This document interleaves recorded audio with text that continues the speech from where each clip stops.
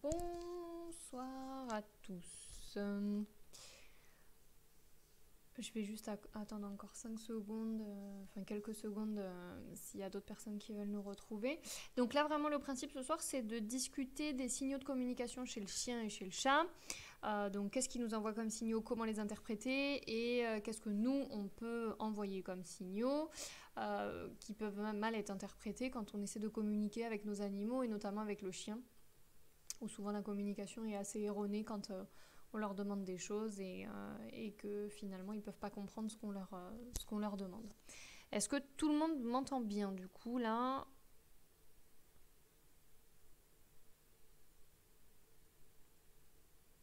Est-ce que ça va?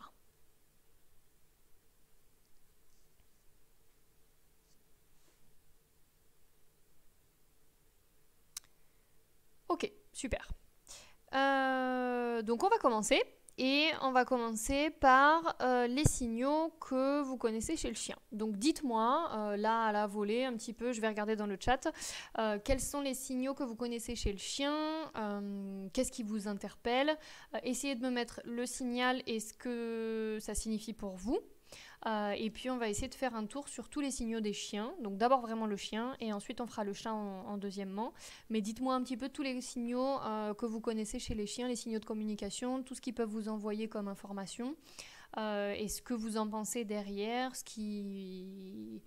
à quoi ça peut correspondre d'après vous, etc. Et on va essayer vraiment de faire le tour, sachant qu'un signal peut avoir plein de significations différentes, bien sûr. Mais on va essayer de faire à peu près le tour de toutes les significations et des signaux les plus importants aussi. Hein. Donc dites-moi un petit peu les signaux que vous connaissez.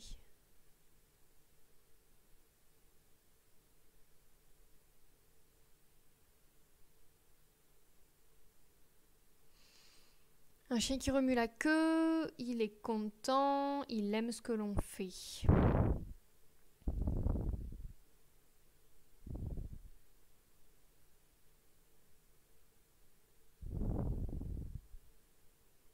Ok, allez-y, hein, mettez plein de trucs et puis on va regarder au fur et à mesure.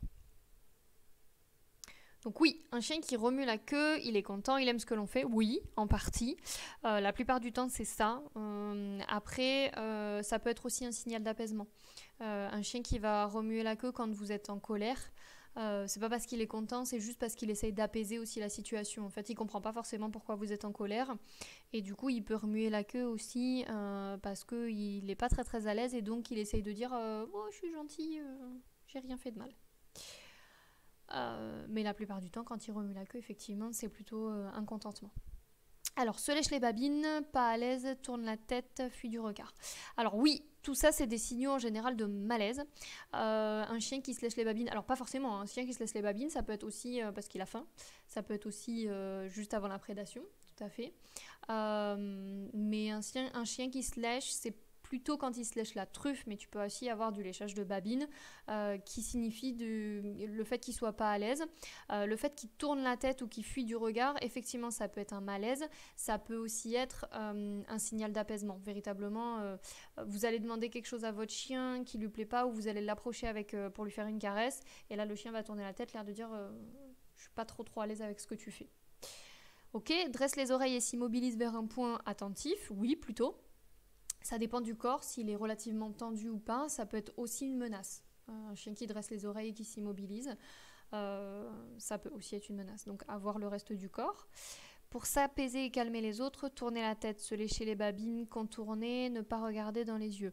Alors, tourner la tête, oui, pour l'apaisement. Se lécher les babines, entre eux, tu parles ou vraiment que le chien se lèche les babines. Faites attention, hein. Le léchage des babines, enfin, moi je vois pas trop de léchage des babines chez le chien, je vois plutôt du léchage du museau. Après, les chiens qui se lèchent les babines entre eux, oui, ça je suis d'accord. Souvent les chiots le font sur les adultes, ou souvent c'est les plus jeunes hein, qui vont faire ça. Ça c'est vraiment de l'apaisement, oui, effectivement, pour dire ouh, je suis gentil, je te veux pas de mal. Contourner, tout à fait, oui, c'est de l'apaisement et vraiment pour dire à l'autre chien, je te veux pas de mal. Ne pas regarder dans les yeux, oui, de toute façon, un chien, on le regarde jamais dans les yeux parce que c'est vraiment un affront. Et les chiens se regardent rarement droit dans les yeux, sauf quand vraiment ils veulent se menacer. Si on regarde fixement le chien dans les yeux, perçu comme un défi par le chien. Oui, alors c'est pas vraiment perçu comme un défi. On défie pas son chien, mais par contre on le menace. Souvent c'est très mal perçu, effectivement, c'est une menace. Lèche la gueule d'un autre chien, signe d'apaisement, soumission, tout à fait. Oui, souvent c'est beaucoup d'apaisement ou de la soumission, tout à fait. Aboiement, veut avoir notre attention, très excité dans le jeu ou alerte sur un potentiel danger. Alors oui, les aboiements, les vocalises, ça peut être tout plein de choses.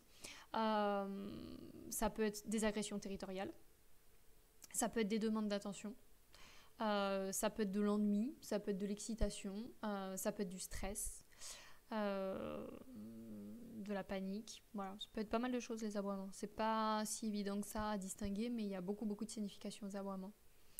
Baisse les oreilles et montre les crocs, agressif ou peureux. Alors, en fait, dans tous les cas, c'est agressif. À partir du moment où un chien montre les crocs, tu peux pas dire agressif ou peureux. C'est surtout que c'est un agressif peureux s'il montre les crocs et qu'il a les oreilles basses. En fait, tu as deux types de chiens. Tu as les chiens qui sont assez trouillards dans les agressions, je veux dire. Tu as les chiens qui sont assez trouillards et qui, du coup, vont quand même agresser parce qu'ils sont pas à l'aise et qu'ils sont irrités, mais ils vont avoir une posture plutôt basse. Et ceux qui sont beaucoup plus assertifs, beaucoup plus sûrs d'eux, eux, ils vont montrer les crocs, mais ils vont être bien dressés, etc. Donc un chien qui baisse les oreilles, qui monte les crocs, il est agressif quoi qu'il arrive, c'est de l'agressivité, c'est une menace. Par contre, il est plutôt en posture basse, plutôt trouillard, quoi. Pas sûr de lui en tout cas. S'endort en nous tournant le dos, nous fait confiance. Oui, pourquoi pas. Ça veut aussi dire je suis tranquille dans mon monde, laissez-moi tranquille aussi. Les signaux d'apaisement, bâillement. Alors, ça dépend ce que vous appelez par signal d'apaisement. Pour moi, le bâillement, c'est pas un signal d'apaisement, c'est surtout un signal de stress, de malaise. Après, les signaux d'apaisement, ça peut aussi regrouper tous les signaux, en fait, signaux de communication. Donc, ça dépend ce que vous appelez signal d'apaisement.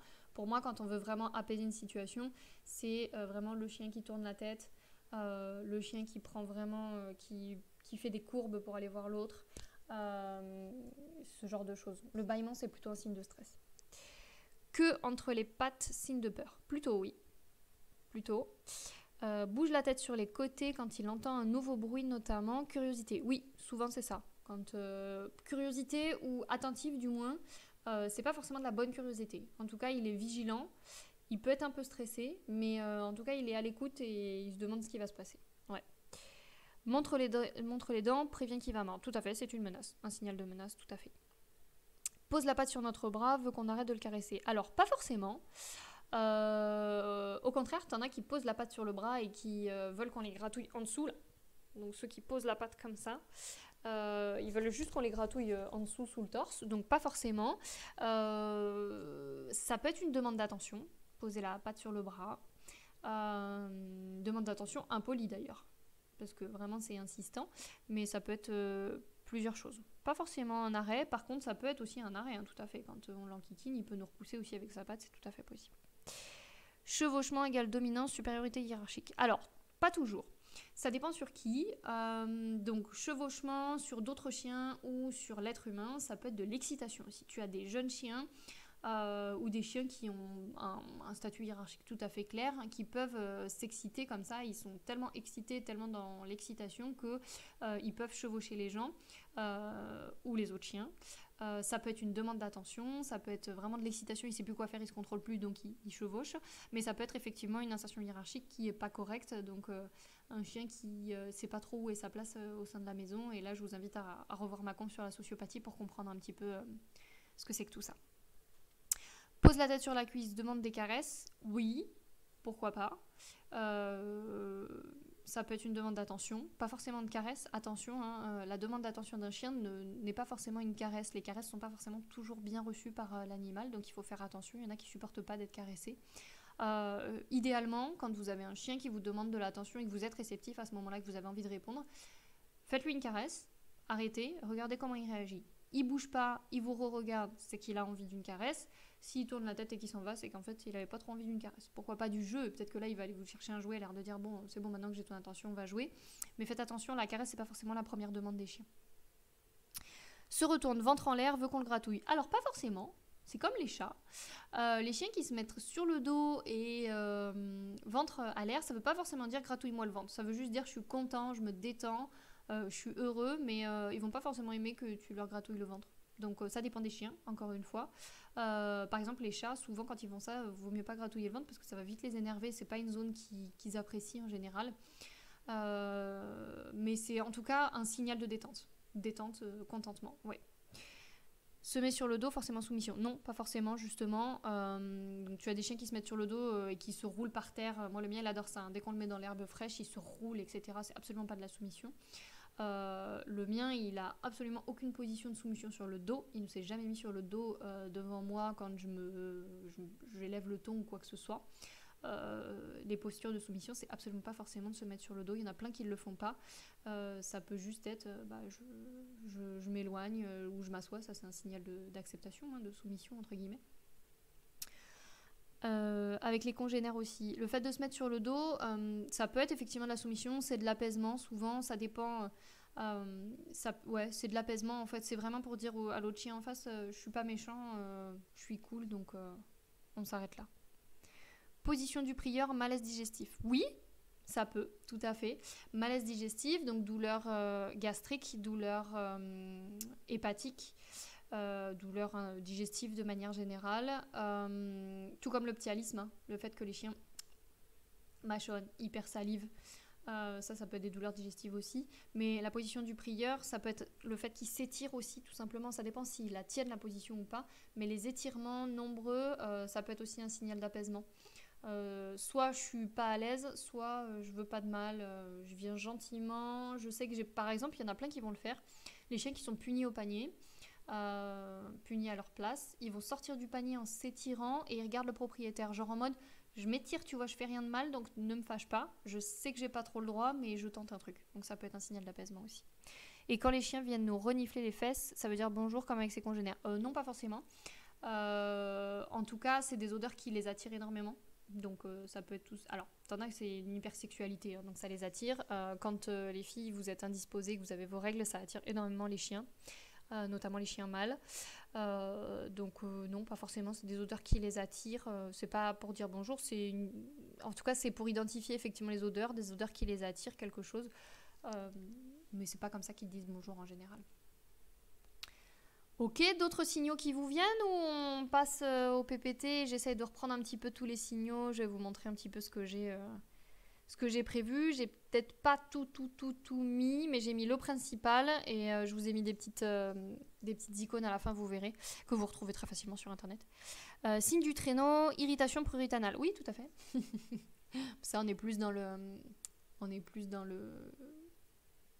les problèmes entre guillemets digestifs et parasitaires, quoi. Mais oui, signe du traîneau, irritation pruritanale, oui. Qui peuvent être liés à du stress aussi, hein, le pruritanal.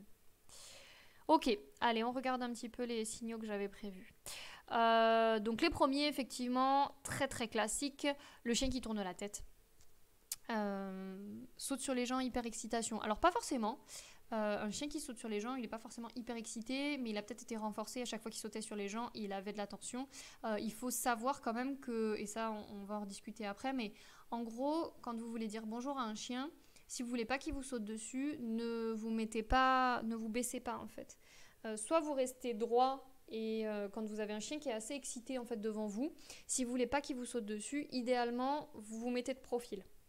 Comme ça, vous lui dites, ok, tu vas doucement, je veux pas que tu me sautes dessus. Si vous restez face à lui et que vous vous baissez un petit peu, que vous tendez les mains, vous l'appelez en fait à ce qu'il saute à votre visage. Donc, il faut faire attention à notre communication aussi là-dessus. Donc oui, je reviens sur tourner la tête. Donc très fréquemment, les chiens le font quand ils sont pas à l'aise.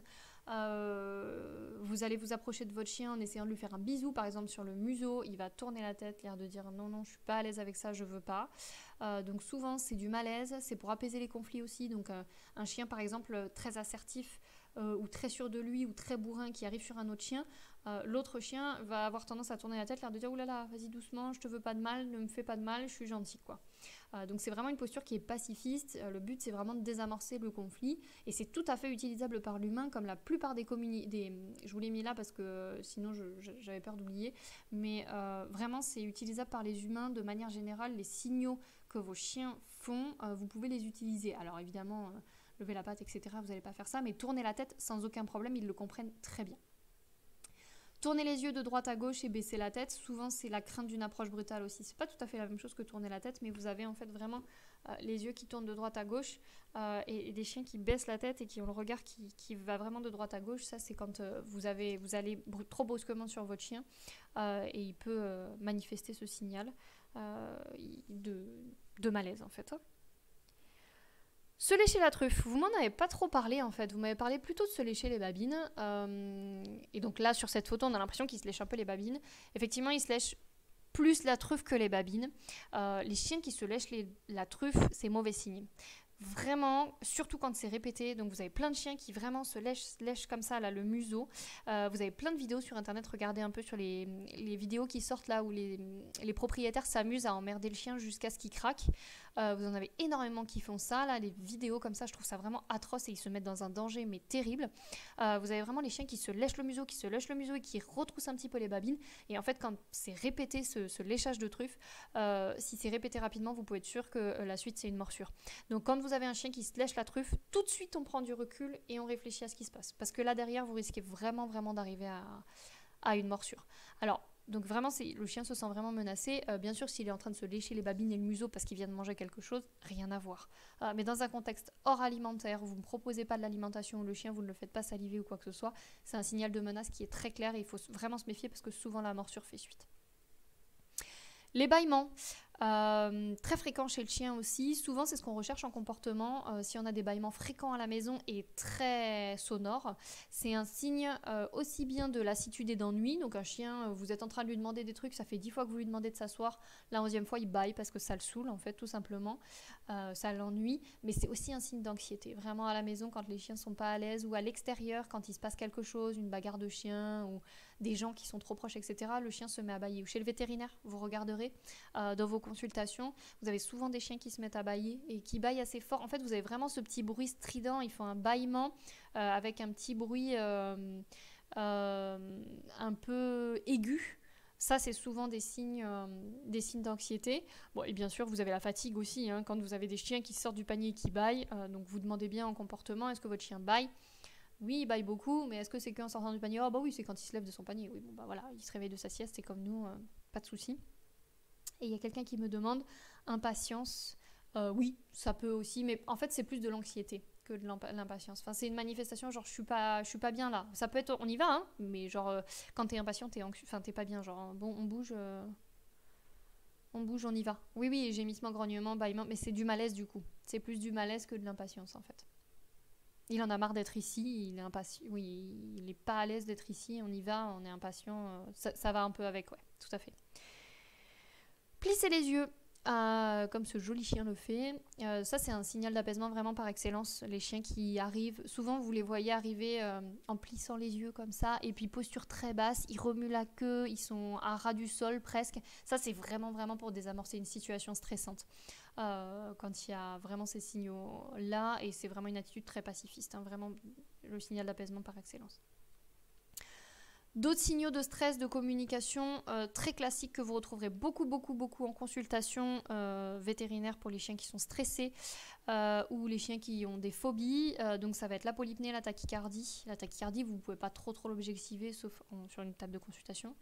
La polypnée, donc des chiens qui halètent, du ptyalisme. Donc vous n'avez pas forcément des chiens qui se mettent à baver, mais en tout cas vous voyez des chiens qui n'arrêtent pas de mâchonner, de déglutir, de se lécher les babines. Donc ça, c'est des chiens qui sont en ptyalisme. La sudation au niveau des coussinets, des tremblements et la midriase. Tout ça, c'est des signaux d'anxiété. Hein, beaucoup. Alors la polypnée, ça peut être aussi de l'excitation, bien sûr. Mais tous ces signaux, en général, dans des situations de stress, c'est des signaux d'anxiété.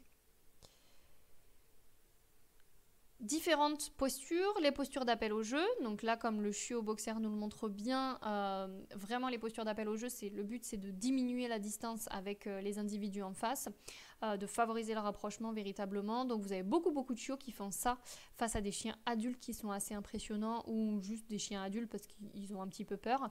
C'est vraiment pour apaiser. Hein. C'est vraiment, t'as vu, je suis super cool, donc tu me fais pas de mal. Hein. Donc vraiment l'avant du corps est affaissé, la croupe est vraiment redressée et la queue elle bat. Et le regard est vraiment fixé sur l'individu. Donc ça permet vraiment de détendre l'atmosphère et c'est souvent là que les propriétaires s'énervent parce que souvent quand ils grondent leur animal, le chien en face a tendance à faire de l'appel au jeu après et à aboyer. Et du coup, les propriétaires vous disent ah mais je comprends pas, il se moque de moi, il s'en fout en fait de ma punition. En fait non, juste le chien il essaie de détendre l'atmosphère parce qu'il se fait crier dessus, qu'il comprend pas forcément pourquoi. Et du coup, pour détendre l'atmosphère, il invite le propriétaire au jeu en mode oh, t'as vu, je suis cool, ça va, c'est bon, c'est fini. Les postures agressives, donc ça vous devez les voir aussi bien envers les humains que les chiens. C'est vraiment, quand vous avez un chien qui est sûr de lui, c'est un corps qui est très dressé, très tendu. Vraiment, vous avez vraiment l'impression qu'il est tendu, qu'il est fixé sur ses appuis et qu'il ne bougera pas, quoi. Les oreilles sont très droites, elles sont pointées vers l'avant, le poil est hérissé, souvent au niveau de la nuque et au niveau de la queue. La tête est très haute. Et l'attitude est vraiment raide et la démarche est très lente. Et ça, en général, c'est vraiment un signal de menace très franc et d'agression. Donc si le chien en face est tendu aussi comme ça risque de dégénérer. Mais ça, c'est clairement un signal de je suis pas content, je menace. Pour les chiens qui sont beaucoup moins sûrs d'eux, en général, ils ont plutôt les oreilles basses, mais ils menacent aussi et ils ont plus un corps ramassé en fait. Ils peuvent parfois avoir la queue entre les jambes, mais ils vont aussi quand même menacer. Et souvent, ce qu'ils font, c'est qu'ils partent vers l'avant et hop, ils reculent très vite. Ça reste des postures de menace quand même. Dernier petit signaux qui me semble important, donc effectivement s'approcher en demi-cercle, donc c'est Valentine qui nous a parlé tout à l'heure, l'approche qui est vraiment sur le côté, c'est vraiment une approche amicale, pacifiste, et ça il va falloir s'en servir absolument, et je vous en reparlerai après pour la communication justement entre le propriétaire et son animal. Un chien qui a une approche cool, et les chiens de manière générale quand ils sont bien équilibrés, qu'ils arrivent l'un vers l'autre, sauf quand ils sont très contents et qu'ils se connaissent et qu'ils sont un peu bourrins, ils se foncent dedans, mais souvent vous verrez ils s'approchent sur le côté en général, ils font vraiment une approche en demi-cercle pour aller dire bonjour. Alors le fait de renifler par terre, c'est assez fréquent aussi chez le chien. Ça énerve particulièrement les propriétaires parce que souvent ils sont en train de demander quelque chose à leur animal et le chien renifle par terre. Alors ça peut être plusieurs choses. Donc souvent c'est le chien n'a pas, ça peut être le chien n'a pas compris et donc du coup il essaie de se détendre en reniflant par terre. Ça peut être véritablement un signal d'apaisement, donc vraiment pour désamorcer une situation qui est stressante. Vraiment, il veut apaiser la situation, donc hop, il commence à renifler par terre. Par exemple, quand il y a des chiens qui sont très agressifs et qu'ils les regardent, du coup, eux, hop, ils font style d'aller renifler par terre, entre guillemets, et ça permet de détendre le truc en mode non, je te veux pas de mal, moi je suis occupée à mon truc. Il y avait une chienne aussi, c'était une éducatrice qui nous avait montré ses vidéos, c'était rigolo. Une chienne adulte qui était très régulatrice, mais qui s'était retrouvée avec un chiot qui était hyper actif et infernal, tout le temps sur elle. Elle avait beau la réguler de toutes les façons, la mettre sur le dos, etc. La chienne ne la lâchait pas. Et donc, au bout d'un moment, après une bonne demi-heure quand même, où la chienne essaye tout, lui montrer les dents, la mettre sur le dos, etc., que ça ne fonctionne pas, la chienne arrête et se met à renifler, en fait. Et elle renifle partout dans le terrain. Et là, du coup, le chiot s'arrête et fait exactement la même chose que l'adulte. Et donc ça permet vraiment de désamorcer les situations aussi qui sont un peu pénibles. Et ça permet de relâcher un petit peu la pression. Et la chiotte, du coup, s'est calmée. Et hop, elle s'est mise à faire la même chose que la grande. Se secouer, donc c'est des signaux d'apaisement aussi. Souvent, c'est une détente suite à un moment anxiogène. Donc, vous avez demandé quelque chose à votre chien de s'asseoir. Soit il n'a pas compris et donc il peut se secouer, soit vous venez de le gronder et dans ces cas-là, après, ou alors il a eu une grosse émotion, il a eu peur de quelque chose, et dans ces cas-là, derrière, il se secoue pour relâcher la pression en fait. Et les chiens qui se grattent, souvent c'est du malaise ou de l'incompréhension. Très souvent, c'est de l'incompréhension d'un ordre. Vous allez demander quelque chose à votre chien et le chien se met à se gratter parce qu'en fait il a juste pas compris ce que vous lui demandiez et vous vous fâchez et lui il est là mais je comprends pas ce que tu voulais quoi. Donc là je vous ai mis les petites vignettes classiques là qu'on retrouve facilement sur internet, que tous les éducateurs vous montrent en général. En gros vous retrouvez exactement les mêmes, ce dont on a parlé. Effectivement je les trouve assez bien ces vignettes. Les deux premiers donc alerte effectivement.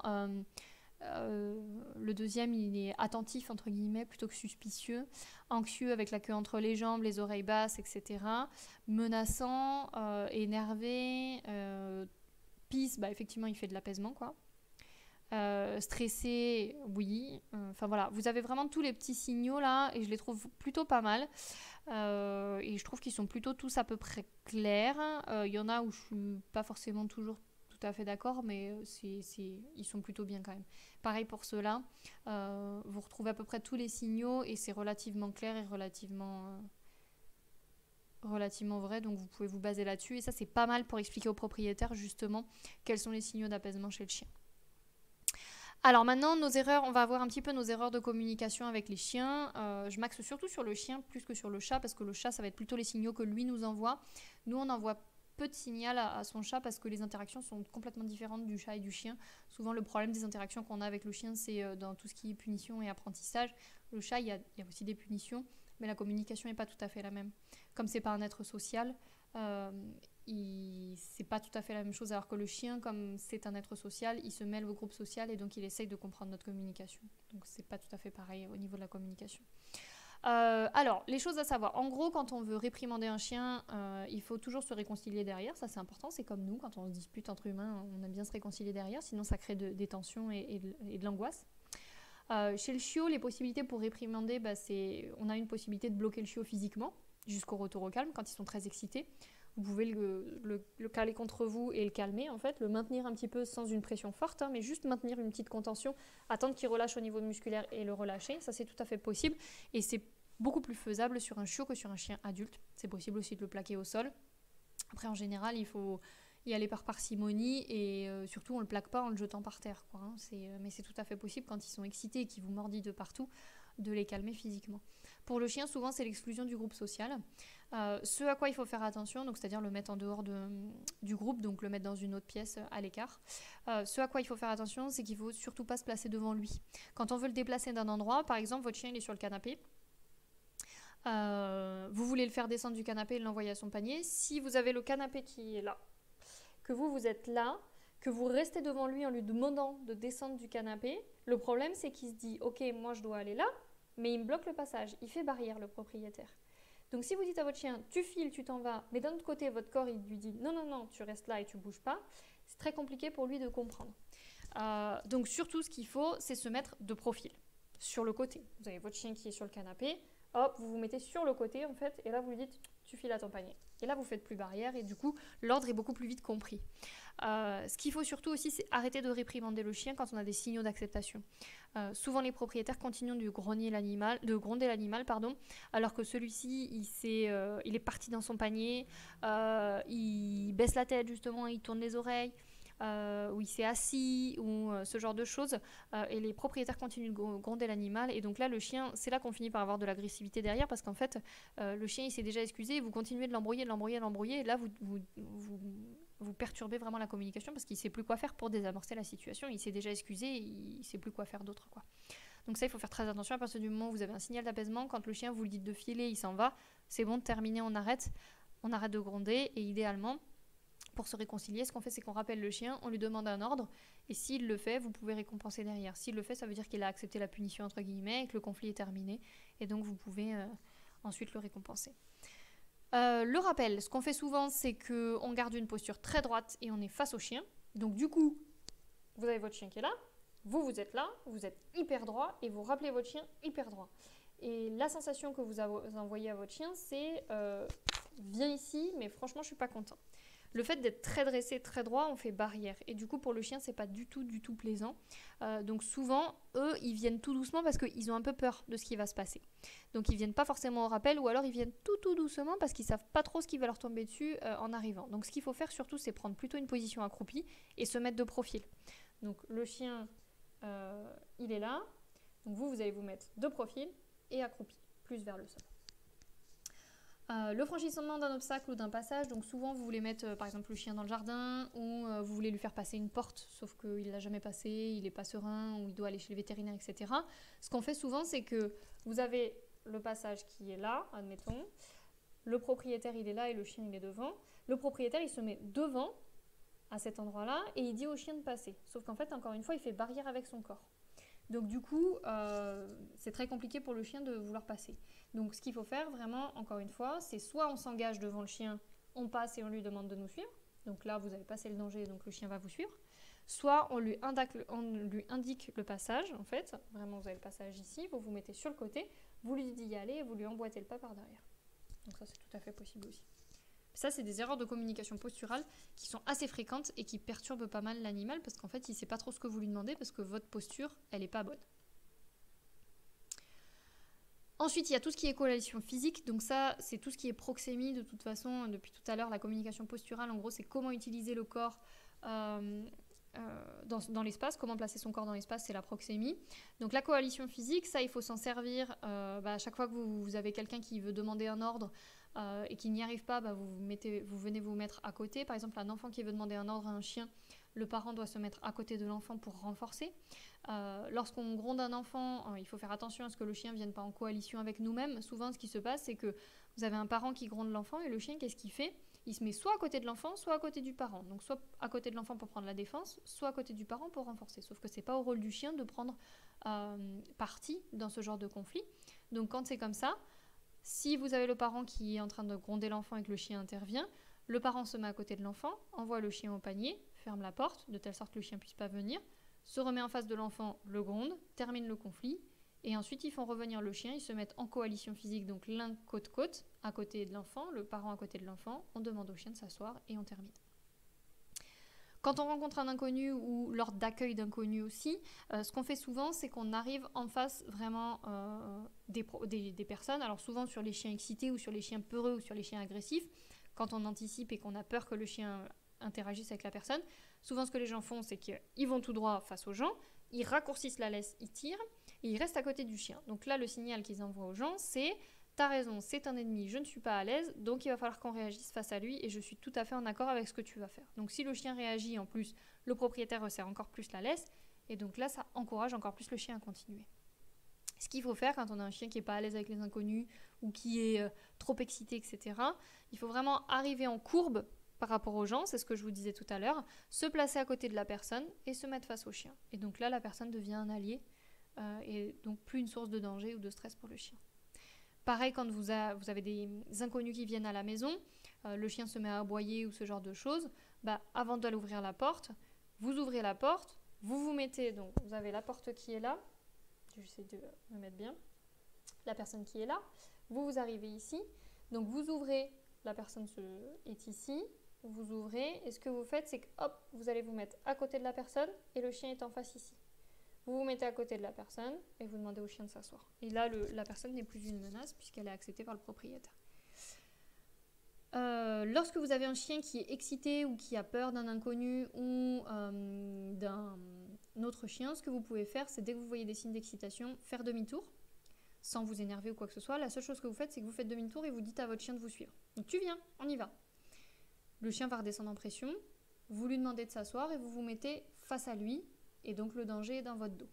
Et donc pour vous, si le danger est dans votre dos, ça veut dire que ce n'est pas un danger, et donc c'est le signal que vous envoyez à votre chien. Dernier petit signal pour le chien, lors d'un comportement de garde, donc pareil, c'est ce que je vous disais effectivement, souvent on a des chiens qui se mettent à aboyer quand ils entendent un bruit ou un inconnu ou ce genre de choses. Ce qu'on a tendance à faire, c'est rappeler le chien en étant très énervé parce qu'il continue d'aboyer, donc ça nous énerve. Et finalement, on ne valide pas le danger qui est alerté par le chien, on est juste très énervé, le chien ne comprend pas, donc il continue d'aboyer. Ce qu'il faut faire pour le chien quand il aboie en général, vraiment dans un comportement de garde, il aboie parce que pour lui il y a un danger. Ce qu'il faut faire, c'est aller voir le danger, se placer à côté du chien, voire devant le chien. Donc éloigner le chien. En fait, vraiment, vous avez le chien, vous avez le grillage qui est là, le chien il est là, devant le grillage en train d'aboyer. Vous venez, si vraiment le chien est collé, vous pouvez passer les pieds devant et le décaler, passer devant, vous regardez un instant, ok, et vous repartez. Soit vous repartez en disant merci à votre chien et vous le rappelez à la maison, soit vous repartez sans rien lui dire, vous le rappelez, vous lui demandez un assis, vous le félicitez. Et tout ça, ça signifie à votre chien, ok, j'ai compris, il y avait un danger, il n'y a pas de souci, tu as fait ton boulot, merci. Ok, donc voilà, là on a fait le point à peu près sur les signaux de communication du chien. On va passer aux signaux de communication chez le chat. Donc dites-moi qu'est-ce que vous connaissez comme signal chez le chat, qu'est-ce que vous percevez, qu'est-ce que ça signifie pour vous. Et puis après on reviendra de toute façon, si vous avez des questions sur les signaux de communication du chien, on y reviendra en fin de conférence, il n'y a pas de souci. Donc là déjà dites-moi un petit peu ce que vous connaissez comme signal de communication chez le chat, qu'est-ce qui peut vous envoyer comme signaux, qui peuvent être de la peur, de l'agressivité, du contentement, qu'est-ce que font les chats et qu'est-ce que ça vous appelle. En général, vous avez moins d'idées sur les chats. parce que les signaux sont beaucoup plus subtils et la communication est beaucoup moins franche. Et puis c'est vrai que, encore une fois, comme le chat n'est pas un être social, il a moins volonté à communiquer avec nous et on leur demande beaucoup moins de choses aussi. Donc les interactions ne sont pas du tout les mêmes. On ne demande pas d'ordre, on ne les sort pas en laisse, on a beaucoup moins d'interactions comme le chien, donc les signaux de communication sont moins francs entre guillemets. Alors, agite la queue, pas content. Oui, souvent, quand il y a des fouillements de queue comme ça, le chat qui agite la queue, c'est du mécontentement, de l'agacement, très souvent c'est ça, oui. Pétrissage, bien-être, confort. Oui, tout à fait. Souvent, les chats qui pétrissent, c'est qu'ils sont à l'aise, ils sont contents. Alors, on disait que c'était parce que, en fait, d'où vient ce comportement, c'est vraiment pour adoucir souvent c'est avant de se coucher, hein, c'est pour adoucir un peu le lieu de couchage, en faire un petit lieu bien confortable et se lever dedans. Mais très souvent, c'est vraiment un signal de bien-être. Ça peut être des signaux d'apaisement aussi, notamment chez les chats qui ont été mal sevrés, qui continuent à pétrir étant adultes, beaucoup, hein, qui font beaucoup de pétrissage. C'est pour s'apaiser eux-mêmes en fait, hein, c'est beaucoup d'apaisement. Rotation des oreilles, agressivité. Alors tout dépend de la rotation des oreilles. Si les oreilles sont en avant ou dressées droites, c'est pas forcément de l'agressivité. Les oreilles qui juste tournent à droite à gauche, qui pivotent, ça peut être de l'attention aussi, hein. J'écoute quel est le bruit qui arrive. Donc ça dépend. Les oreilles qui sont très basses, souvent c'est de l'anxiété, ça dépend. Frotte ses joues contre les objets. Donc oui, c'est ce qu'on appelle de l'allomarquage. Le fait que le chat frotte ses joues contre les objets ou contre les individus, c'est de l'allomarquage. Donc c'est du marquage apaisant, oui, tout à fait. Anxiété, pas trop, non. Justement, quand tu as de l'anxiété, tu as moins de marquage, souvent, ou alors tu as un marquage qui est complètement déstructuré. Mais c'est quand même une recherche d'apaisement dans tous les cas. C'est pas de l'anxiété. Cligne des yeux en nous regardant, confiance. Oui, plutôt. Battement de cœur rapide, tension, oui, effectivement. Chat qui remue la queue, agacement, dresse les moustaches, midriase, oui. Midriase, oui, souvent c'est de l'agacement ou de la prédation aussi, hein, l'agressivité. Se frotte contre notre jambe en faisant le dos rond. Il nous intègre dans son territoire. C'est marrant. Oui, pourquoi pas, enfin, il nous intègre dans son territoire. En tout cas, c'est un signal de familiarité et affiliatif. Tout à fait. C'est un signal positif. Quand vous rentrez à la maison et que votre chat se frotte à vous, c'est pas forcément parce qu'il vous intègre à son territoire, mais en tout cas, il apprécie votre contact, il est content de votre présence. Urine hors de la litière, anxiété. Pas forcément. Urine hors de la litière, ça peut être aussi des problèmes urinaires. Ça peut être un défaut d'apprentissage. Ça peut être tous ceux qui sont hyperactifs aussi, parfois ils sont malpropres. Mais oui, quand tu as écarté le côté le côté problème urinaire, souvent oui, c'est de l'anxiété, de la malpropreté. Après, ça peut être aussi du marquage urinaire parce que ça peut être de la territorialité, hein, donc pas forcément de l'anxiété. Chat qui agite la queue, oreille basse et vocalise particulière spécifiant qu'il y a une proie en vue. Alors, souvent les oreilles sont pas basses quand ils sont en prédation. Au contraire, ils ont les oreilles dressées. Quand les oreilles sont basses, qu'il agite la queue et qu'il vocalise, souvent c'est de la menace, mais c'est un chat qui a plutôt peur, quoi. Queue droite en forme de canne, manque d'attention. Queue droite en forme de canne. Je pense que je vois ce que tu veux dire. Manque d'attention, non, pas forcément. Moi, je pense que c'est un chat qui est plutôt détendu, plutôt réceptif. Nous fixe du regard, provocation. Non, pas trop. Franchement, non. Chez le chat, t'as pas trop de provocation comme ça par le regard ou quoi que ce soit. Par contre, ça peut être un signal de je vais t'attaquer. Ça dépend de sa posture, de prédation, de jeu. Ça peut être une demande d'attention, mais pas trop de provocation, non. Bâillement, fatigue, oui, mais aussi ennui, anxiété, tout à fait, oui. Ronronne, aime ce que l'on fait, ou bien est très stressé et veut se rassurer. Oui, le ronronnement, souvent, c'est de l'apaisement, ça les apaise eux, ça nous apaise nous, c'est du contentement. Ça peut être effectivement du stress, c'est pas si fréquent que ça, les chats qui ronronnent de stress. Souvent, on peut le retrouver chez le vétérinaire, des chats qui se mettent à ronronner mais qui sont vraiment pas bien, mais c'est pas si fréquent que ça. Mais oui, ça peut être un signe de stress aussi. Alors c'est pas pour se rassurer, c'est juste qu'ils sont pas à l'aise quoi. Queue droite avec le bout courbé, amical, oui. Griffade, marquage pour s'apaiser. Alors, pour s'apaiser, oui et non. C'est souvent les griffades, c'est plus un marquage territorial. C'est souvent pour marquer les lieux de couchage. Lieu de couchage ou lieu de toilette ou lieu d'observation, des lieux calmes en fait. Plus que de l'apaisement. Après, ça peut faire office d'apaisement. Ça peut aussi faire office de... Alors, ça fait office de communication olfactive aussi, puisqu'il dépose des phéromones. Hein, mais ça peut être aussi une demande d'attention. Ça peut être une communication acoustique, auditive. Le chat se met à gratter, ça attire le propriétaire. Et du coup, là, le chat part en courant. Et là, c'est clairement de l'appel au jeu. Part en courant en cherchant le propriétaire, en fait. Hein, vraiment, cette petite course en mode « viens, on joue ». C'est assez fréquent aussi. J'avais entendu que le miaulement hors vocalise type chaleur, grognement, etc. était uniquement utilisé pour la communication interspécifique avec l'homme. C'est vrai? Non, pas du tout. Non. Les chats communiquent entre eux aussi par vocalises diverses et variées. Tourne autour d'un autre chat, marche en crabe, oreilles rabattues en arrière, menace. Oui, menace, mais pas très à l'aise. Vraiment, quand les oreilles sont rabattues en arrière, c'est que le chat, il est pas à l'aise. Hein. Il est peureux. Il est pas très serein. Marche en crabe, tout ça, oui, c'est souvent de la défense de territoire à marche en crabe. Genre de mâchonnement, mais sans réel aspect nauséeux, un signe de quelque chose. Ça dépend ce que c'est comme mâchonnement. Tu peux avoir du ptyalisme, qui peut engendrer des mâchonnements, et donc de l'anxiété. Après, je sais pas trop. Faudrait que tu me montres une petite vidéo. Se couche sur les genoux, recherche un endroit confortable, mais pas forcément de caresse. Oui, t'as plein de chats qui se couchent sur les genoux. En tout cas, ils cherchent le contact, ça veut dire. Mais ça veut pas forcément dire qu'ils veulent être caressés, tout à fait. Ça dépend des chats. Un chat qui fait régulièrement tomber des objets, des meubles, est-ce une demande d'attention ou un jeu?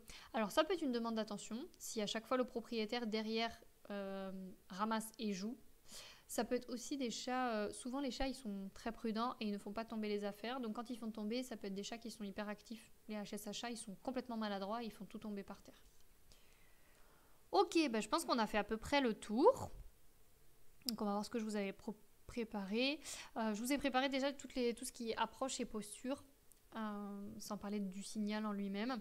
Donc l'approche amicale du chat, de manière générale, que ce soit avec le propriétaire ou avec d'autres congénères.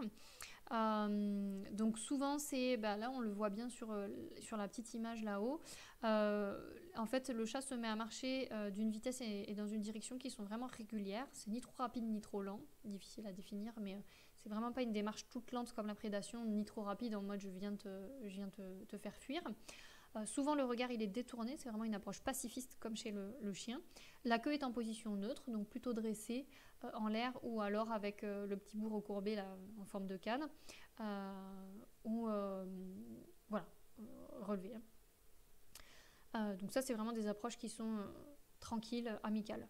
L'approche offensive, vraiment c'est une tête qui est légèrement baissée. Donc il n'est pas complètement dressé, mais les oreilles par contre sont bien pointées vers l'avant quand le chat est vraiment sûr de lui et qu'il est vraiment dans l'agressivité et l'offensive. L'arrière-train il est très surélevé et on a plus ou moins des vocalises qui vont être intenses et de la piloérection, ça vraiment c'est de la menace. Et l'approche défensive, là on la voit bien sur le chat en bas, c'est vraiment les oreilles qui sont tirées vers l'arrière, donc certes il menace, mais il n'est pas serein, c'est vraiment je veux pas que tu t'approches, je veux pas chercher des noix, je veux pas te chercher l'embrouille, mais ne viens pas me chercher parce que je suis pas d'accord en fait. Donc le corps il est vraiment ramassé sous lui-même. Donc c'est ce qu'on peut retrouver en consultation justement vétérinaire où les chats sont pas du tout à l'aise. Ils sont dans leur boîte, là ils se mettent sur le côté comme ça, les oreilles rabattues et ils menacent avec la patte ou ils commencent à feuler. Ça clairement c'est une approche qui est vraiment défensive. Ne t'approche pas, je suis pas à l'aise, c'est agressif, mais c'est plutôt dans la défense. Et on peut avoir des cris et des vocalises.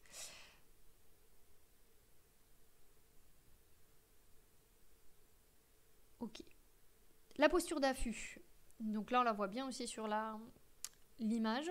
Ça, c'est assez fréquent. Donc, c'est de la prédation souvent ou du jeu. De toute façon, le jeu mime beaucoup la prédation. Donc vous avez vraiment une phase d'affût où le chat va se tapir, ramasser le cours sous lui-même, vraiment baisser la tête, les oreilles sont bien dressées. Souvent il y a une midriase parce qu'il fixe, donc c'est quand vous les faites jouer avec les plumeaux, les petits lacets, ce genre de choses. Vous allez vous apprêter à lancer quelque chose, souvent ils sont fixés comme ça. On a souvent des tressautements et ensuite ils bondissent sur la proie. Vraiment quand ils se lèvent, hop, ils vont bondir comme ça pour choper la proie. Ça, pardon. Ça, c'est la posture d'affût, donc qui vous font très souvent aussi dans le jeu. Et c'est très souvent cette posture qu'ils emploient quand ils viennent agresser les mollets des propriétaires. Là. Souvent, ils sont cachés derrière le mur, ils sont en posture comme ça, tapis, et ils s'apprêtent à agresser. Tout ce qui est signaux de menace, donc je vous les ai regroupés là. Donc c'est tout ce qui est poil hérissé, le chat qui arque le dos, qui présente le profil. Souvent, c'est les chats qui se déplacent en crabe, là, dont vous me parliez tout à l'heure, qui avancent en petit bond vers l'adversaire. Il y a plus ou moins des cris, la queue est bien droite souvent. Les oreilles peuvent être rabattues sur le côté, en arrière ou dressées. Ça dépend de la menace, si elle est offensive ou défensive. Des feulements, des grognements et souvent un coup de patte. Ça arrive aussi que vous ayez des chats qui se couchent sur le côté pour agresser. C'est pas forcément un signal de soumission ou quoi que ce soit. Hein. C'est plus vraiment un signal de menace. Les signaux d'apaisement, donc chez le chat, c'est tout ce qui est approche amicale dont je vous ai parlé tout à l'heure, avec détournement du regard. Le toilettage, c'est un signal d'apaisement aussi. Vous avez plein de situations qui sont stressantes pour les chats et du coup, quand ils sont trop stressés, qu'est-ce qu'ils font? Ils se mettent à se toiletter. Ça permet de détendre l'atmosphère. Le fait de fuir aussi, c'est un signal d'apaisement, hein, de dire à l'autre « Ok, je te veux pas de mal, je m'en vais ». Le marquage urinaire, ça peut être de l'apaisement aussi. Et les étirements, le fait qu'ils s'étirent énormément, c'est de l'apaisement. Les signaux de jeu, donc c'est exactement les mêmes postures que les postures d'affût, mais souvent on n'a pas de vocalise. Ça peut arriver, hein, ça dépend des chats, mais souvent c'est sans vocalise. Et souvent c'est aussi bien entre chat qu'entre le chat et le propriétaire, vous avez un échange de rôles. Donc souvent le chat veut que vous lui couriez derrière ou que vous jouiez, et puis des fois il vient vous agresser derrière en fait. Vraiment ils échangent le rôle très fréquemment, les rôles très fréquemment entre agresseur-agressé, et le retour au calme est très rapide. Et c'est comme ça que vous faites la différence entre deux chats qui se poursuivent parce qu'ils sont vénères et deux chats qui se poursuivent parce qu'ils jouent. Le toilettage mutuel, c'est véritablement un lien affiliatif, donc des chats qui se lèchent entre eux, c'est vraiment des signaux d'apaisement et amicaux. Les signaux d'agacement, c'est tout ce qui est fouillement de queue, midriase, le rolling skin syndrome, donc vous savez c'est la petite vaguelette qu'on a sur le dos. Par exemple quand vous avez un chat qui a des puces, quand ça le gratouille, en fait c'est vraiment il a un petit frisson sur le dos. Là c'est exactement la même chose, souvent c'est des signaux d'agacement. Donc par exemple vous êtes en train de caresser votre chat, alors qu'il est en train de manger ou peu importe, vous êtes en train de caresser votre chat, il en a marre, et là vous voyez qu'il a un petit tressaillement au niveau du dos, c'est le rolling skin syndrome. Ça fait vraiment une vaguelette en fait. Hein. Les bâillements et les tressaillements sont des signaux d'agacement. Le marquage, alors le marquage facial, donc notamment le marquage facial qu'on appelle allomarquage. Donc c'est un marquage qui est olfactif, une communication qui est olfactive, visuelle et tactile et qui permet vraiment de l'apaisement. Donc sur les objets, c'est souvent pour territorialiser l'environnement, pour le territoire qui est familier, donc pour marquer son territoire tout simplement, pour rendre le territoire beaucoup plus familier et apaisant. Et quand c'est sur les individus, c'est souvent des rituels d'accueil, de demande d'attention, de jeux, de caresses ou alimentaires, mais c'est assez positif.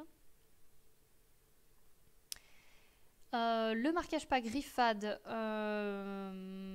donc c'est pour les lieux d'isolement, ce dont je vous parlais tout à l'heure, donc c'est vraiment pour assurer la détente, ça permet aussi au chat de s'étirer, ça permet l'hygiène des griffes, et c'est vraiment des signaux olfactifs, visuels et acoustiques, donc c'est ce que je vous disais tout à l'heure, ça peut être vraiment des rituels d'invitation au jeu, où le bruit va alerter le propriétaire et le chat part en courant, a l'air de dire allez viens on joue, et on est parti quoi.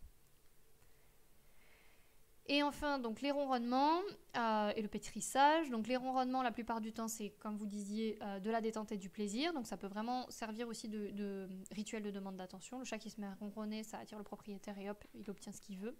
Rarement, c'est des signes de stress intense, effectivement, chez le vétérinaire. Et le pétrissage, donc souvent, c'est des signes de détente ou pour apaiser.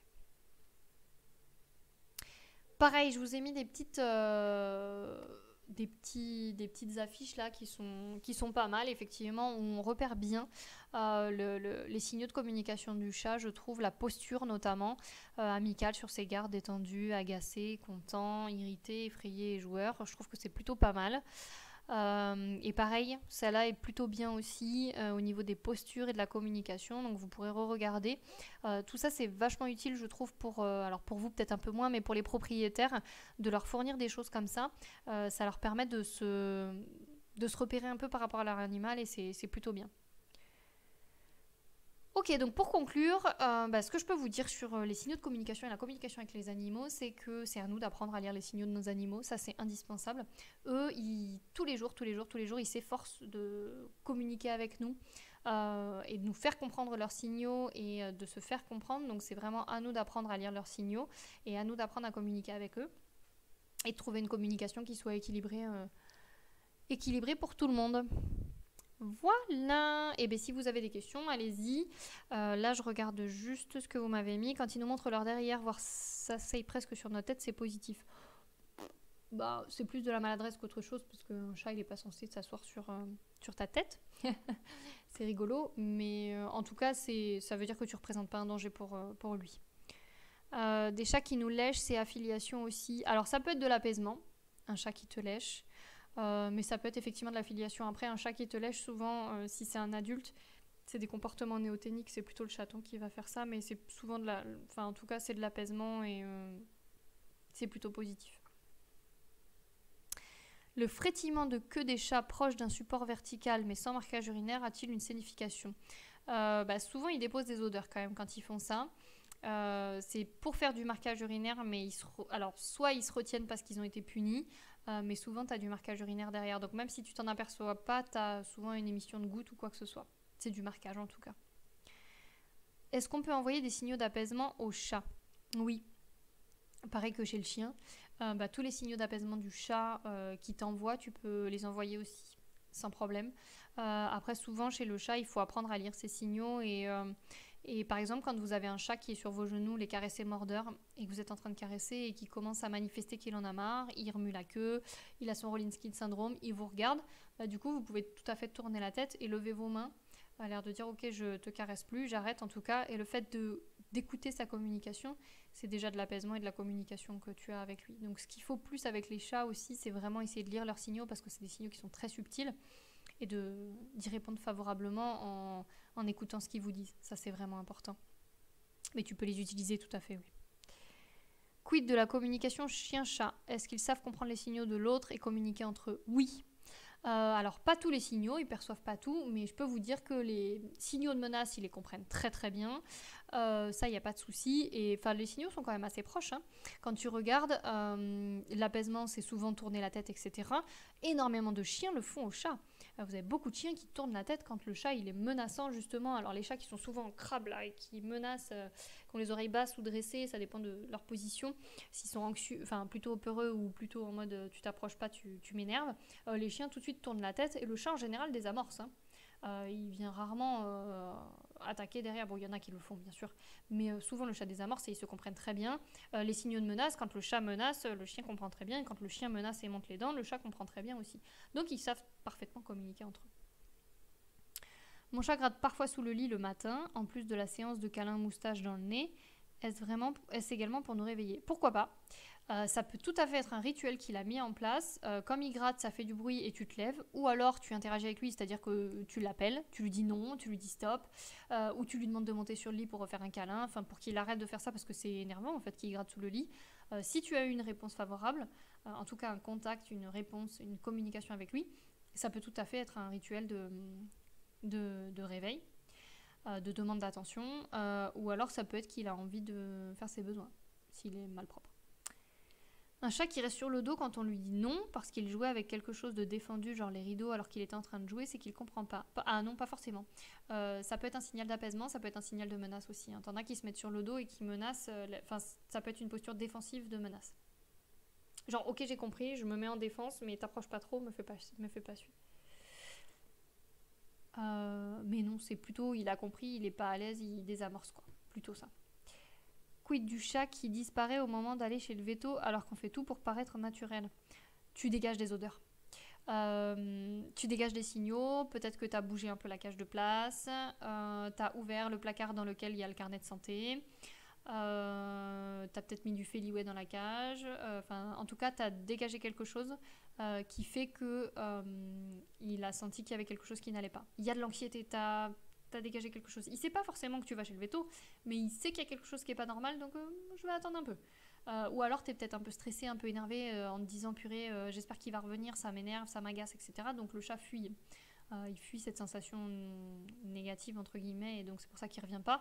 Ou alors c'est un concours de circonstances. C'est tout à fait possible aussi pour les chats qui ont accès à l'extérieur. Mais sûrement qu'il sent quelque chose. Puis toi tu dégages beaucoup d'odeur quand t'es anxieux ou un peu énervé, un peu sur le qui-vive. Voilà. Pourquoi certains chats qui chassent ramènent leur proie au propriétaire ou la mettent dans un lieu en évidence? Est-ce vraiment une offrande comme le pensent de nombreux propriétaires? Non, c'est pas une offrande. C'est juste que le chat, quand il a chassé une proie, il la ramène sur son territoire. Donc c'est tout. C'est pas une offrande. Et souvent, les chats qui sont bien nourris à la maison, bah, ils mangent pas leur proie. Donc ils la ramènent à un endroit tranquille où ils pourraient l'ingérer. Sauf que comme ils n'ont pas faim parce qu'ils mangent ad libitum, bah, juste ils la laissent là en fait. Mais c'est pas du tout une offrande pour le propriétaire. Non. Un jeune chiot qui essaie de téter un adulte, pas sa mère, ça signifie quelque chose. Si vraiment il essaye de téter au niveau des mamelles, ça peut être un problème de sevrage, oui. Après, ça peut être de l'apaisement. Tout ça, c'est des comportements néoténiques. Hein. Vous avez des chiots qui tètent aussi et des chatons qui tètent à l'âge de 6 mois. C'est pas normal. Enfin, c'est pas normal. S'il y a que ça et qu'il est bien dans ses pattes, c'est pas grave. C'est son truc à lui, mais en tout cas, c'est un signal d'apaisement. Soit c'est de l'apaisement, soit c'est vraiment un chiot qui est très jeune et qui n'a pas été correctement sevré et qui cherche encore à téter. Mais souvent, c'est de l'apaisement, beaucoup. Un chat qui communique beaucoup, ou ça peut être de la demande d'attention aussi. Un chat qui communique beaucoup par plein de miaulements variés, est-ce normal? Y a-t-il une raison particulière pour que certains chats soient plus bavards que d'autres? Alors non, c'est comme chez les gens. Il y a des gens qui sont plus bavards que d'autres. Moi, je suis assez bavarde et assez expansive. Quand j'ai quelque chose à raconter, je parle beaucoup. Et puis, t'en as, au contraire, ils parlent pas du tout. C'est comme vous, parmi les étudiants, il y en a où c'est difficile de décrocher un mot et puis d'autres qui parlent beaucoup, beaucoup. Donc, c'est pareil chez les chats. C'est vraiment indépendant de chacun. Par contre, souvent, ceux qui miaulent énormément, il y a souvent eu de renforcement. Donc le chat miaule, il obtient de l'attention, que ce soit de l'alimentation. Alors souvent, quand le chat miaule, les gens donnent de la bouffe. Donc le chat continue de miauler. Et puis c'est vraiment un rituel qui se crée. Hein. Souvent, c'est ça. Hein. Donc c'est pas normal ou anormal. Il y a des chats qui miaulent beaucoup. Déjà, tout ce qui est siamois, etc., ça miaule énormément. Mais c'est pas forcément anormal, mais souvent, ça a été renforcé. Et puis en fait, la normalité, c'est un peu compliqué à définir quand même, mais bon, un chat, ça vocalise quoi. Ça peut vocaliser, il y en a qui vocalisent plus que d'autres, comme les chiens. Bon. Ça dépend si c'est gênant et si c'est renforcé. Quand on est dans le lit, un chat qui se faufile dans les draps et se colle contre nous, est-ce un instinct maternel ou un comportement de protection? Non, juste il a envie de contact. Je pense qu'il ne faut pas forcément voir des signaux de communication particuliers à chaque fois. Là, votre chat, il a juste envie d'être contre vous et d'être collé, et d'être au chaud et d'être lové dans son truc, quoi. Voilà. Tout simplement. Un chat qui est a priori calme. On le caresse, puis au moment même de retirer la main, il attrape la main et la serre entre ses pattes. Est-ce du jeu? Ça dépend. Souvent, c'est plus de l'irritation qu'autre chose. Genre, tu m'as caressé, ça m'énerve. Ou alors, ça peut être de l'excitation. Effectivement, un chat qui est hyper esthésique, le contact peut l'exciter et du coup, il déclenche le jeu derrière. Donc, ça veut dire qu'il se contrôle quand même pas très très bien. Surtout si c'est après juste une caresse, donc ça veut dire qu'il faut retravailler les autocontrôles. Hein, et retravailler surtout l'acceptation de la caresse et la contrainte, entre guillemets, contrainte douce bien sûr, mais retravailler ça. Un chien qui n'arrive pas à descendre en pression malgré le fait de le mettre dans un espace séparé au calme, que faire de plus? Je crois que tu devais m'envoyer un mail, mais n'hésite pas à me contacter si c'est pour ton chien ou quoi que ce soit. Mais tu m'avais dit, je crois que tu voulais m'envoyer un message privé justement pour discuter d'un cas en particulier. Le chien qui arrive vraiment pas à redescendre en pression alors qu'on l'a mis dans une autre pièce, etc. Peut-être qu'il y a un problème d'autocontrôle, qu'il y a un problème de communication, mais là je peux pas te donner d'astuces sans connaître le cas un peu plus. Alors, Miko se couche très souvent en voyant d'autres arriver face à lui en balade. Oui. Il me semble que c'est un signal d'apaisement. Oui. Pourtant, signal d'apaisement ou appel au jeu. En tout cas, c'est pas de l'agressivité. Pourtant, beaucoup de chiens en face sont en posture tendue ou en tout cas ne savent pas trop comment réagir. Tu as une explication? Alors déjà, t'as pas tous les chiens qui sont correctement socialisés, donc parfois ils comprennent pas les signaux des autres. Ça dépend en fait de son approche. S'il reste en position... En fait, comme c'est vraiment un comportement de chiot, beaucoup, les chiens adultes, ce qu'ils font souvent, c'est qu'ils restent debout et qui viennent tranquillement marcher en posture, enfin en marche courbe et qui viennent dire bonjour. Le fait de se positionner vraiment par terre, souvent le chien déclenche très vite derrière et part sur l'autre chien en mode ouais je veux jouer, tu vois. Donc c'est un signal d'apaisement, c'est clair, c'est absolument pas une menace, mais ça peut prédire un comportement un peu brusque et un peu foufou.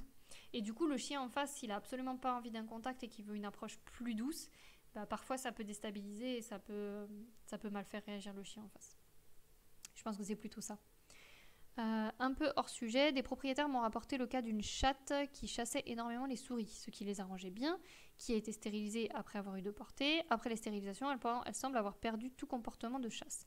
Ils m'ont demandé si la stérilisation pouvait modifier le comportement et avoir cette conséquence, et si la chatte ne chassait pas auparavant que pour ses petits. Elle a des croquettes à volonté. Tu as plus d'instinct effectivement quand il y a des petits, puisqu'elle a l'instinct maternel de leur montrer comment faire. Mais effectivement, tu peux avoir la stérilisation qui peuvent engendrer le fait que la chatte soit plus calme et qu'elle ait moins envie de chasser. C'est très individu dépendant. Moi, j'ai plein de chats qu'on stérilise. Ils continuent largement de chasser derrière. Ça pose absolument aucun problème. Mais ça peut effectivement diminuer un petit peu la dépense physique, la stérilisation, et diminuer le fait qu'elle ait envie de chasser. Tu peux avoir aussi l'instinct du fait qu'il y ait des petits. Elle va vouloir leur montrer comment chasser et donc chasser davantage. C'est possible, oui. Mon chat ne miaule presque jamais quand il est chez moi à la cité, mais miaule beaucoup quand on loge ailleurs chez mes parents en vacances, alors qu'il a tout ce qu'il faut et est habitué au lieu. Oui, ça peut signifier qu'il n'est pas à l'aise. Si c'est vraiment dans un environnement différent, il faut vraiment savoir que vous le savez, le chat est un être territorial, il est rassuré par son territoire. Donc le fait qu'il vocalise énormément dans un autre territoire, ça peut être qu'il n'est pas très à l'aise, qu'il cherche de l'attention pour se rassurer, pour s'apaiser, qu'il cherche des moyens en fait pour s'apaiser parce qu'il n'est pas très très serein dans ce territoire-là. Ouais, tout à fait. Allez, je vous laisse poser des questions jusqu'à 19h05, encore 2 minutes. Et après, je vous laisse repartir à vos occupations. Alors, comment communiquer quand un chat s'irrite à cause de nous alors qu'on a l'impression de n'avoir rien fait de mal? Par exemple, il joue avec quelque chose et on n'est pas d'accord. On approche la main et il s'énerve par mordillement, coup de patte. Alors, attends. Le chat s'irrite à cause de nous alors qu'on a l'impression de n'avoir rien fait de mal. Donc, il joue avec quelque chose, on n'est pas d'accord. On approche la main et il s'énerve par mordillement. Bah certainement que tu l'as puni. C'est possible que tu l'aies puni auparavant, c'est-à-dire que si tu lui présentes la main, que tu lui mets une petite pichenette sur le nez ou que tu as l'habitude de l'attraper par la peau du cou, ce genre de choses, quand tu approches la main, pour lui c'est un signal de menace. Ce qu'il faut, c'est une menace de toute façon d'approcher la main, c'est le reprendre par la voix tout simplement, lui dire non si t'es pas d'accord et lui proposer autre chose par contre à la place. Il faut toujours rediriger le comportement chez le chat, sinon il est frustré et du coup ça risque de le perturber plus qu'autre chose. Donc tu rediriges le comportement sur autre chose. Tu le reprends par un nom et tu rediriges.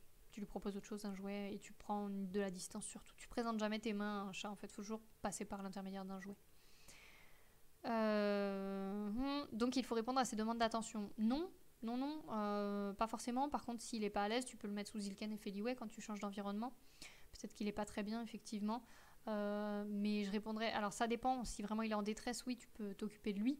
Mais moi je répondrai pas forcément à ces demandes d'attention. Le problème, ça se trouve, ça peut être du malaise, comme ça peut être chez les autres, chez tes parents notamment. Dès qu'il vocalise, il a de l'attention. Donc il sait que là-bas c'est renforcé et qu'il peut le faire.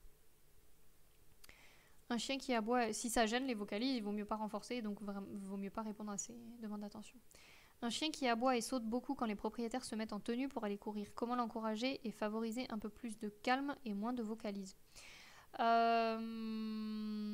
vont courir avec le chien.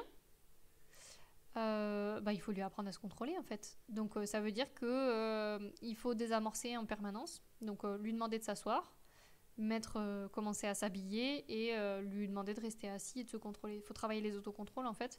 Et dès qu'il s'excite, ce qu'on fait c'est qu'on retourne s'asseoir et on arrête de faire quoi que ce soit. C'est comme quand tu mets... Oui, il court avec eux, c'est ça. Donc il est content d'aller courir en fait. Mais c'est exactement le même principe que quand tu mets le harnais à un chien et qu'il s'excite et qu'il saute partout parce qu'il est content d'aller sortir. Bah là du coup, Tant qu'il est excité, tu continues pas de t'habiller en fait. Tu retournes t'asseoir et tu t'attends qu'il se calme. Une fois qu'il est calme, tu continues de t'habiller et tu lui mets pas le harnais de traction pour aller courir, ou voilà, le système pour aller courir, tant qu'il est pas calme, tout simplement. Et tu récompenses le calme à chaque fois, c'est systématique. Mais dès qu'il se met à aboyer, à s'exciter, bah, tu arrêtes ce que tu es en train de faire et tu retournes t'asseoir. Ok, tu t'excites, bah, on va pas aller courir. Voilà, faut vraiment lui expliquer comme ça. C'est de la punition négative en fait, hein. Tu retires l'objet du désir de l'animal. Allez, dernière question. Nous, pour la promenade, on lui a appris à aller au portail. Comme ça, il canalise son énergie au lieu d'essayer de nous sauter dessus. Oui, pourquoi pas. Après, le portail, ça peut être source d'excitation aussi. Donc, tout dépend comment c'est fait. Et s'il est en train de trépigner devant le portail, c'est pas forcément bien non plus parce qu'il s'excite tout seul et il se contrôle pas forcément bien. Mais ça peut être une alternative s'il est calme devant le portail. Devant le portail, pas de souci. Ok, et bien super. Bah, écoutez, si vous avez plus de questions, j'espère que ça a répondu à vos questions par rapport aux signaux de communication, que c'était assez clair, que vous avez compris à peu près comment communiquer avec votre animal et surtout ce qu'il essaye de vous envoyer comme signal. Donc merci à vous d'être venus et d'avoir joué le jeu et d'avoir donné tous les signaux, c'est super. Et puis je vous souhaite à tous une très bonne soirée. Prochaine conf mardi prochain, du coup je vais en faire qu'une par semaine parce qu'il nous reste encore 4 semaines de confinement, donc au moins. Donc je vais essayer de ralentir un peu les confs pour que vous essayiez d'en avoir jusqu'à la fin du confinement. Donc la semaine prochaine on fait la scésipathie du chat, donc en gros l'agressivité du chat envers le propriétaire. Et là, encore une fois, ça fait bien suite en plus à la communication qu'on vient de voir parce que c'est vraiment les troubles de la communication entre le propriétaire et son chat. Donc on va faire ça. Et puis si vous avez envie de faire d'autres confs, je vais vous remettre pareil un petit sondage si vous voulez faire d'autres sujets par la suite parce que j'ai plus trop d'idées. Donc si vous avez d'autres idées, on peut faire d'autres confs par la suite. Voilà, bonne soirée!